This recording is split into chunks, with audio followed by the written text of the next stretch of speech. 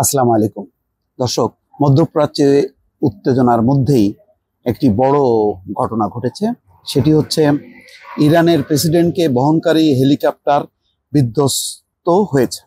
বড় ঘটনা মনে হতে পারে যে কোনো নাশকতা কিনা, কেননা ইরানের প্রতি সবারই চোখ, পশ্চিমা চোখ।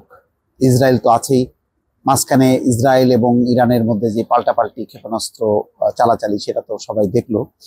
তো এর মধ্যে এরকম একটি খবর, স্বয়ং ইরানের প্রেসিডেন্ট, এটা নিঃসন্দেহে বড় খবর। কিন্তু এই হেলিকপ্টার বিধ্বস্ত হয়েছে সত্য, তিনি বেঁচে গেছেন, কিন্তু বিধ্বস্ত হওয়া কি কারণে, যান্ত্রিক ত্রুটি নাকি কি কারণ, সেটি কিন্তু এখনো পরিষ্কার না। তো তাৎক্ষণিকভাবে সেটা এখনো জানা যায়নি। খবরে বলা হচ্ছে ইরানের প্রেসিডেন্ট ইব্রাহিম রাইসি সহ দেশটির ঊর্ধ্বতন কর্মকর্তাদের বহনকারী একটি হেলিকপ্টার বিধ্বস্ত হয়েছে। রোববার আজারবাইজানের সীমান্তবর্তী এলাকায় একটি জলাধার উদ্বোধন অনুষ্ঠানে যোগ দিতে গিয়েছিলেন প্রেসিডেন্ট রাইসি। সেখান থেকে ফেরার সময় ভারজাকান এলাকায় হেলিকপ্টারটি অবতরণের সময় দুর্ঘটনার কবলে পড়ে।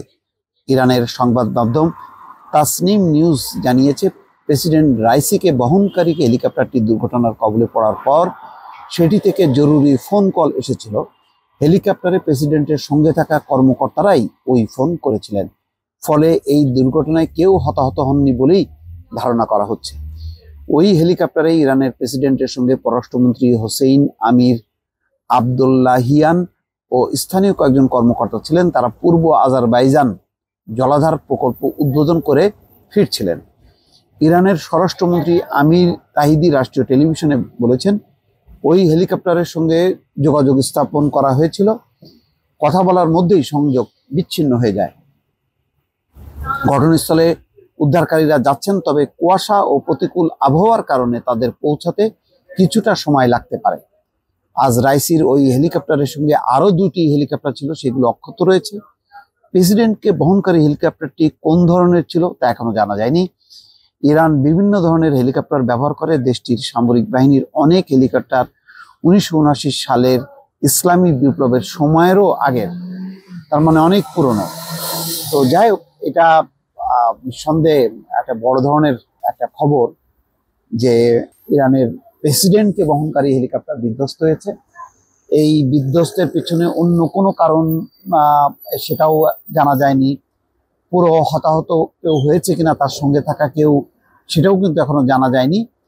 সেটি বলা হচ্ছে যে ইরানের পূর্ব আজারবাইজান প্রদেশের জোলফা এলাকার কাছে এই দুর্ঘটনা ঘটে বলে গণমাধ্যম জানিয়েছে ইরনা।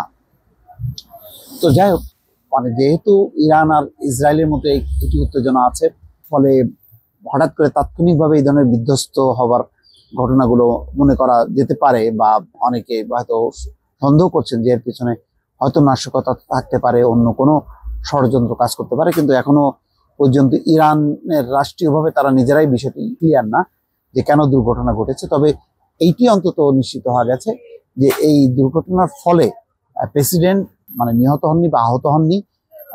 আর তার সাথে যারা ছিলেন তারা কি পুরোপুরি অক্ষত আছেন নাকি কোনো সমস্যা হয়েছে, সেটাও কিন্তু এখনো পরিষ্কার না। তো যেটি যদি কোনো ধরনের নাশকতামূলক কোনো কর্মকাণ্ড হয়, ঘটে থাকে প্রেসিডেন্টকে বহনকারী এই হেলিকপ্টারকে ঘিরে, তাহলে এটা নিঃসন্দেহে মধ্যপ্রাচ্যে একেবারে উত্তপ্ত হয়ে উঠবে এবং ইরান এটা কোনোভাবেই মানে এটা ছাড় দেবে না, এটা বলা যায় নিশ্চিতভাবে। ভালো থাকবেন, আল্লাহ হাফিজ।